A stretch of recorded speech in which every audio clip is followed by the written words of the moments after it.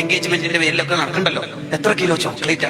ആ സമ്പത്ത് നശിപ്പിച്ചതിന്റെ മാത്രമല്ല കുറ്റം കിട്ടുക, ആ മഹല്ല് ഗ്രൂപ്പിൽ റീലായിട്ട് ആ വീഡിയോ ഓടുമ്പോ ഒരുപാട് പാവങ്ങളെ മനസ്സ് സമ്മർദ്ദത്തിലാവും. നമ്മളും കല്യാണം കഴിക്കുമ്പോൾ ഇങ്ങനെയൊക്കെ കൊടുക്കേണ്ടി വരൂലേ എന്ന് അവരും വേദനിച്ചാൽ ആ വേദനിപ്പിച്ചതിന്റെ കുറ്റം കൂടി നമുക്ക് കിട്ടും.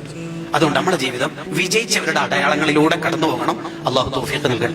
അള്ളാഹുവിന് ഏറ്റവും വെറുപ്പുള്ള 3 കാര്യങ്ങളുണ്ട്. അതിലൊന്നാണ് ഖീല വഖാൽ. ഖീല വഖാൽ എന്ന് പറഞ്ഞാല് കണ്ടതും കേട്ടതും പറയുക. കുറച്ച് ആൾക്കാർക്കുണ്ട് അങ്ങനെ. ഫാമിലി ഗ്രൂപ്പിലെല്ലാം കിട്ടിയ വീഡിയോ മുഴുവൻ ഷെയർ ചെയ്യും. അത് 86 MB ഉണ്ടാവും ചെയ്യും, ഒരു ഉപകാരം ഉണ്ടാവും ചെയ്യില്ല.